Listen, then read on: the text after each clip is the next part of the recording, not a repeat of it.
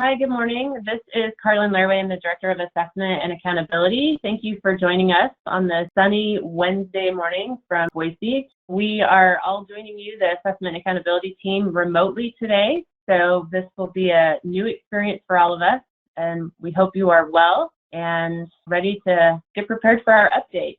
We have posted the handout so that you can all follow along with that information. As always, submit your questions in the questions box, and we will follow those as we go and take breaks to answer your questions and then wrap up any last questions at the end. And we are recording our presentation and will be posted soon. So with that, I just want to point everyone to a guidance document, the COVID-19 guidance document. There are official resources posted there at the link. And then we are updating our assessment and accountability guidance with the latest information as board decisions are made, as the governor makes executive decisions that impact assessment or accountability. We will continue to update that assessment and accountability guidance document that is linked here on the COVID-19 site once a week, typically Wednesday. So you'll see an update later today for that guidance document. It is dated, so you'll know you're pulling down the most current information. And with that, I'm going to turn things over to Kevin Chandler for an update on our ISAT system.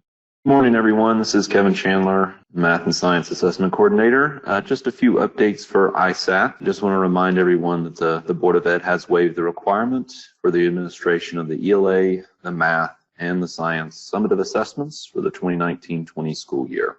Just a couple updates on those summatives that were started. If any summatives were started, they have been disabled and reset prior to that suspension.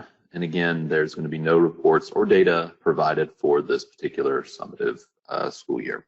Moving forward, we did want to point out that we are going to have the interim assessments configured to be administered remotely. Two options that are going to be available. First is the assessment viewing application. Can be used during remote instruction. And then for standardized test administration, we will have some updates on that coming next week so that teachers can use remote administrations for the interims coming up next week. I also want to point out Digital Library. That is also still available, so don't forget about that. Digital Library offers all kinds of online formative assessment and instructional resources that's accessible via the ISAT portal. Okay. And I guess with that, I'll throw it over to Karen with updates on special ed assessments. Good morning, everybody. Happy Wednesday. I want to thank you guys for all your patience. I don't have a whole lot of updates, but I want to talk about the fact that all the alternate assessments are canceled. Kevin just mentioned that the State Board of Education waived the assessment requirement. So this means that Idaho Alternate Assessment Science Portfolio, IPASS, is closed. Any portfolios or artifacts that had been uploaded have been deleted, and there will be no score reports or scores for the science portfolio for spring 2020. If there are any teachers on the call or special educators who are working on portfolios, certainly want to thank you for all of your work, those of you who had completed them, because you guys were Johnny on the spot. ELA and math alternate assessments, as Kevin mentioned, with ISAT, any that were started or completed tests in the secure test browser have been reset. Again, no scores or reports. And the standard setting that was going to happen in the summer has been canceled because we can't set standards for a test that wasn't administered. So those are my updates. Of course, if you've got any questions related to alternate assessment and such, please don't hesitate to give me a call. Elena, before we move on to IRI, we do have a question from Kelly about the secure browser working with interim assessments. And Kelly, more guidance is coming. There is a configuration setting that allows us to administer the interim assessments at home for students without a secure browser, but that has not been configured and it is in process. So we will have more information about that again next week. Elena, let's turn it over to you with an Idaho reading indicator update. All right, great. Good morning, everyone. I want to start by updating you with where we are on our May IRI administration. So the State Board of Education has voted to ask Governor Little to waive the administration of the IRI for accountability purposes. Now, what this would do would allow the assessment to be administered as a means for teachers and families to see how students are progressing, but the scores would not be reported. I also want to share with all of you that iStation has made available, as of March 30th, their online homeschool digital curriculum for all of our K-5 Idaho students.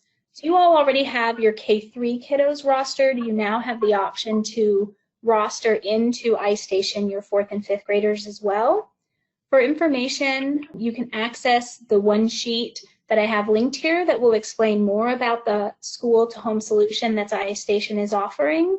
You can also visit the page I have linked to learn about iStation's response to the COVID-19 and how educators can get started enabling home access. So you would want to share those with principals, teachers, and folks who interact directly with iStation. Some helpful hints for you regarding the iStation curriculum. What I really hope that you will share with schools is that teachers will have the option, if they're using the iStation curriculum, to post lessons for individual students that will show up when they log in, and students will be prompted to complete those lessons.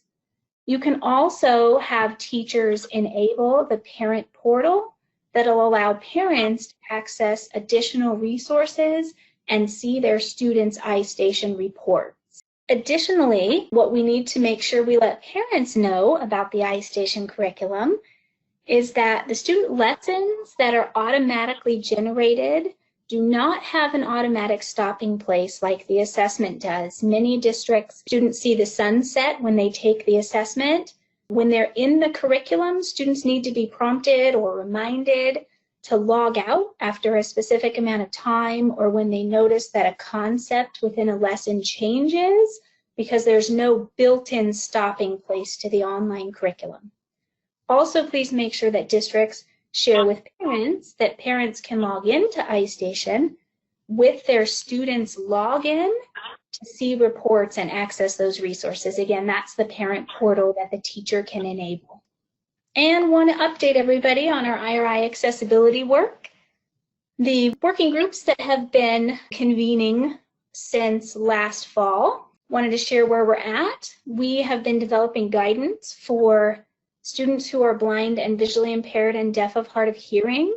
Our blind visually impaired group met last week, and we have completed a draft Appendix F that will go in the IRI test administration manual. That release will happen in fall 2020, so watch for that. It will have detailed procedures for administration, additional requirements for some test administrator training, and some really specific accommodations for the blind visually impaired population. Any questions? Elena, we do have 2 questions for IRI. One is from Kelly Glenn, and she asks, iStation is still allowing iStation ISIP. We have approximately 80 students that have taken the ISIP for April. Is this an iStation question, or will the ISIP still be occurring? Hi, Kelly. Yeah, I can answer that. So currently the ISIP is turned off for K-3 students in Idaho. However, it is still turned on for 4th and 5th grade students. So you'll want to check and see if those 80 students are 4th and 5th graders. Thank you. And then our second question is from Anita Christensen-Coons, and she asks, will we be able to administer the ISIP IRI for teacher parent information in May remotely? And that I will defer back to that beginning slide that I shared. That decision currently, we are waiting for that decision. Again, the board voted to ask Governor Little to waive administration for accountability, but allow districts to administer the assessment for teachers and families.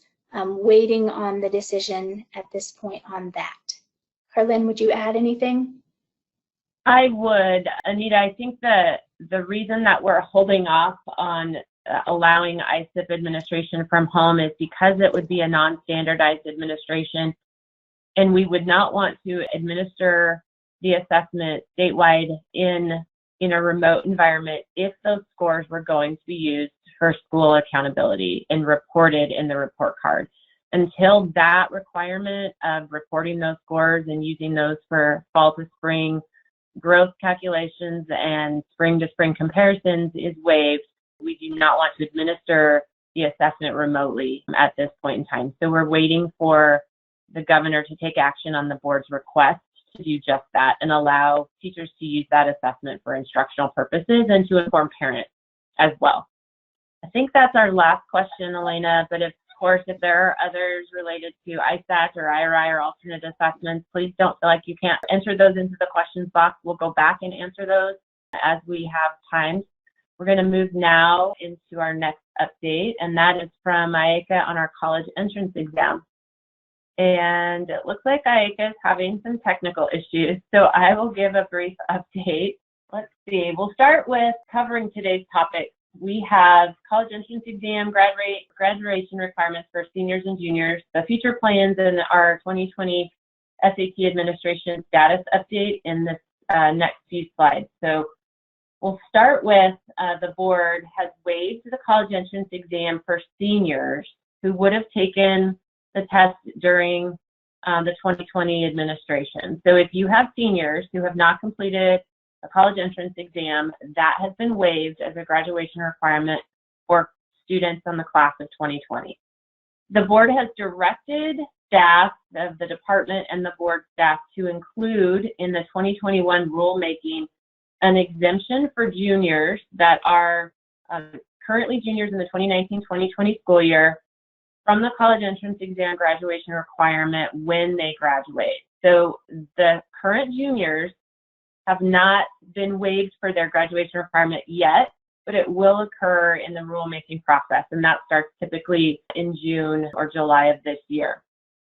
That doesn't mean that we don't want those students to have an opportunity to take the assessment, so we are looking at ways in which that can happen.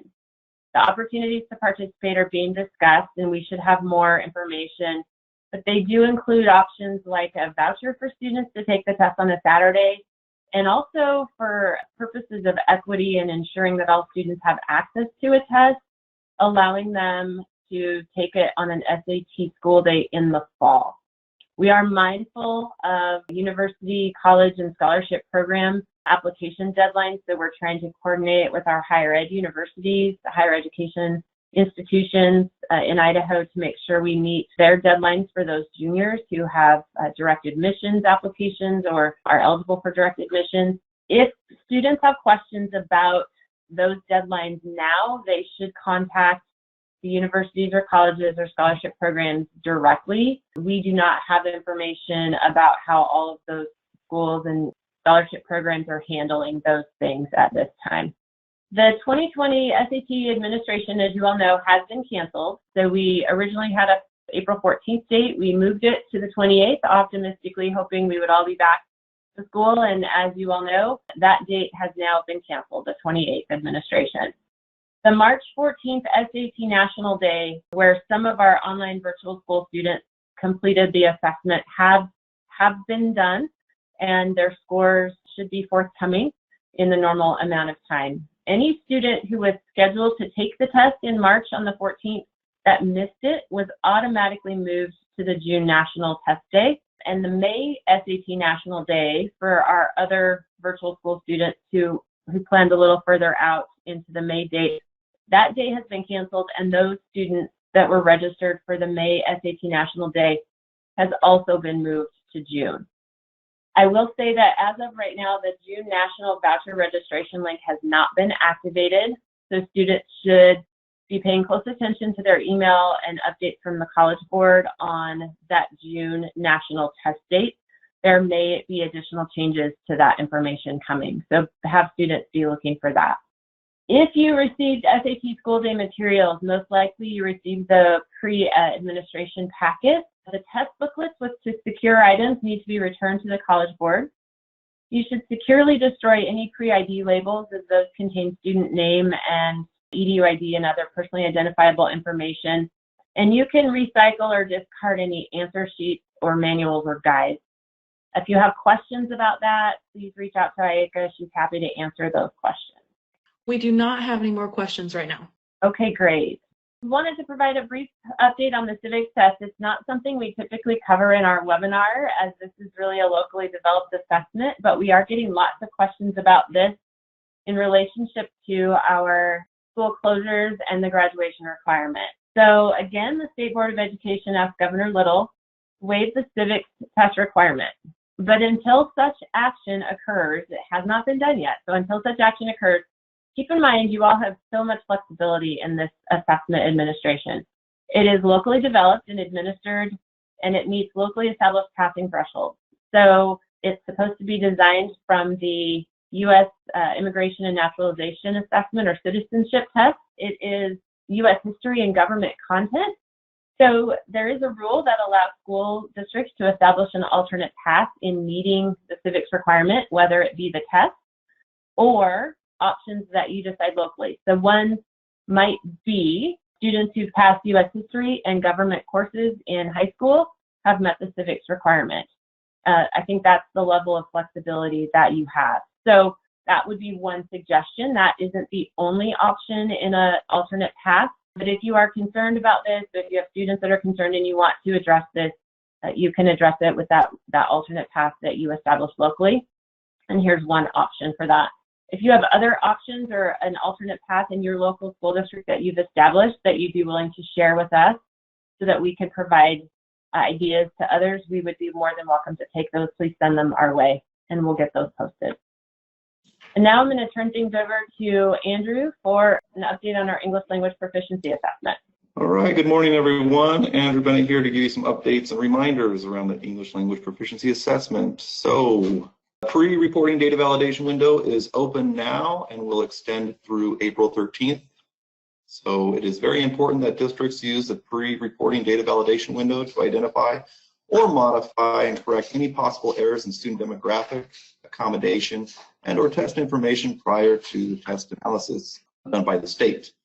An example of a correction that districts may perform are a misspelling of a name, a correction of an EDU ID number, or the combination of a duplicate student record. So make sure you log into WIDA AMS and validate any information you deem necessary.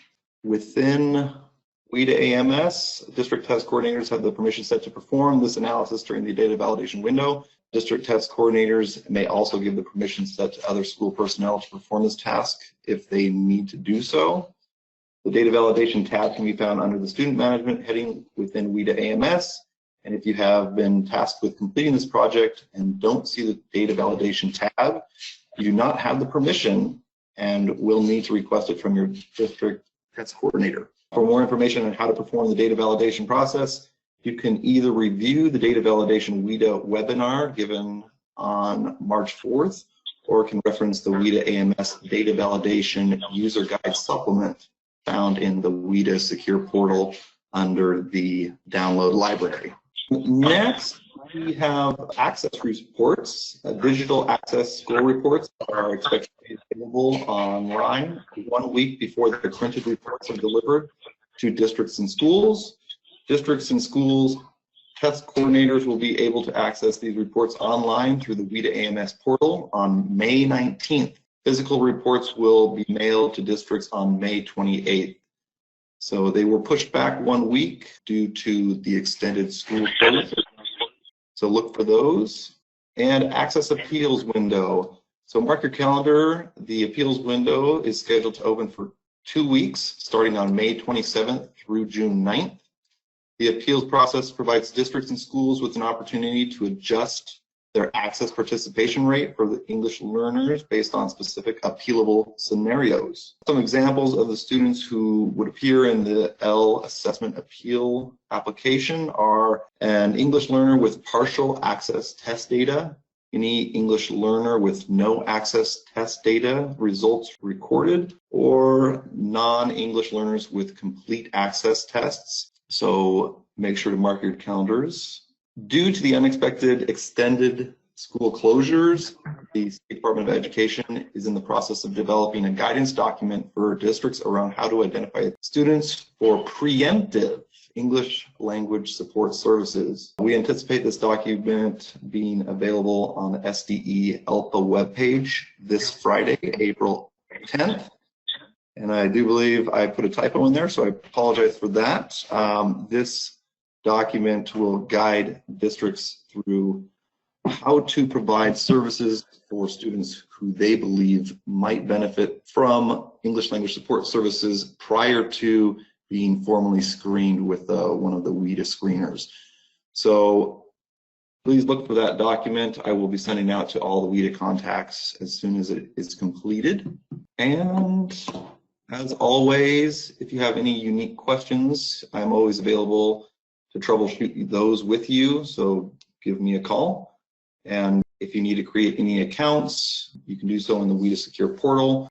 And we all know WIDA AMS is a great system. And if you're having technology issues or should need assistance with that, you can reach out to the DRC. And I want to thank everyone for completing this test on time. I'm happy we did so before mid-March. So thank you for all your diligence. Okay, we'll move on and we'll get an update from Kevin Whitman on our student surveys and some additional accountability information. So Kevin, thanks for joining us. Good morning, everyone. So wanted to let everyone know that the student, parent, and staff engagement surveys are now closed. So thank you to everyone for participating in those this year. So with that said, we know that in many instances the data are going to be incomplete, and we have received questions from a number of you out there in the field, and we want to make sure that everyone knows that we're not going to have any sort of penalty or adjustment for folks who didn't hit the participation targets that we had. We understand that this was obviously a challenging year, and that school closures during the middle of the window affected everything. And we're also not anticipating reporting the survey data in the report card this year, given the data limitations that we have. But the data will still be available to you to use. eProve, the student survey data is going to be available by April 17th for a summary report. And then you're going to have some disaggregated reports that'll be available by May 15th in eProve, and that's for the student survey data. For the parent and staff survey data, you can actually access those now, so those are open. And the way you would do that is you would be in the eProve system and click on the 3 dots next to the survey, and then you would click on Generate New Report. And within a few minutes, you'll get a link in your email to a report that summarizes your results. So if you want to see the information that parents or staff members provided, you can do that. And if you want to get into the free response fields, there is one additional step you would have to do. You would have to get the CSV file. So in that same 3-dot drop-down menu, click Download CSV, and that's where you could see those free response items. So that information in the parent and staff survey is available for you right now if you want. We also have some important accountability updates that we wanted to cover for you. Since we had the disruption due to the coronavirus, we have effects in many of the indicators that we use for the accountability system. So missing, limited, partial data. And Idaho, along with every other state, has applied for and received a waiver for school identification this year. So we're not going to go through a new school identification process, but that also requires that we hold school identification over for 1 year. So schools that were identified for comprehensive support and improvement, targeted support and improvement, and additional targeted support and improvement last year are going to still maintain that status for this year. And we also wanted to mention that we know the data limitations that we have from this year are also going to affect other components of accountability beyond just those identification decisions. And we just have a few examples here. Our student growth calculation relies on 2 years of consecutive ISAT data. So obviously that'll be an issue. Our targeted support and improvement calculations look at performance gaps across 3 consecutive years. And our CSI and ATSI calculations currently use 3 years of combined data. So you can see we'll have some decisions and adjustments we may need to make here based on what we faced for the testing scenarios this year. So I've raised those issues, but we don't currently have answers on how we're going to address those items. And we know that more questions are going to arise as we continue to review the long-term implications of everything. This is really a challenge for every state across the country. And so we're continuing to work with the U.S. Department of Education and other stakeholders to try to kind of play this out and look at the implications for the future. We just really wanted to let you know that we're going to be working through those questions, and we will provide additional information as soon as we have it on those longer-term issues. Thanks, Kevin. I don't want to end early unless we've answered every question, so I'll go back to Taylor and see if we have any additional questions before we wrap up. We do not have any questions right now. Okay. Well, thank you again for joining us. We know this is a challenging time for folks in the field, and we appreciate all you are doing to support your students, your fellow educators, and your parents and families and communities. If there's anything that our team can do to help you during this time, please reach out.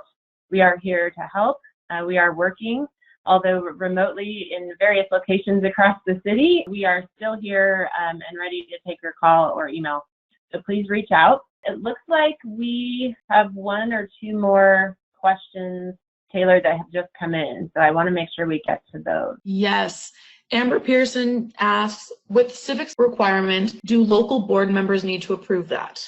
Amber, I think what you're requesting or what you're referring to is your alternate path and whether or not your board would need to approve an alternate path. Typically, that is how that is done, establish a local policy with a path that would be codified at a local level. Sometimes I've seen it just documented in a student handbook or in the course catalog registration handbook, so students know what they need to do in order to graduate. So I think in this case, look at what you have established. If you haven't established something and you have a board meeting in May where that could be done, it might be appropriate to do that. We'll continue to watch the governor's action closely, see when he might take action on those requests on the IRI. The instructional credit hours was another one, and the civics assessment requirement, and communicate an update right away. And you do not need to submit that alternate path to the State Department. We do not need to track that. That is simply you just certifying that the students have met the civics requirement, whether it's via the test or via your alternate path established locally. And it just needs to be documented on the student's transcript. So long as you do that, you are complete and fine. Okay. I will just remind you, we will have another webinar on May 13th at 10 a.m. Mountain Time, and we hope you'll join us. Perhaps additional updates as we get closer to the end of the school year on some of those outstanding accountability issues, the IRI, civics, and some of those other decisions that are still pending. Of course, we're happy to answer questions at any time between now and then, so please reach out and let us know what we can do to help you. And until then, please stay safe, and we hope to see you at our next webinar. Take care, everybody. Thank you.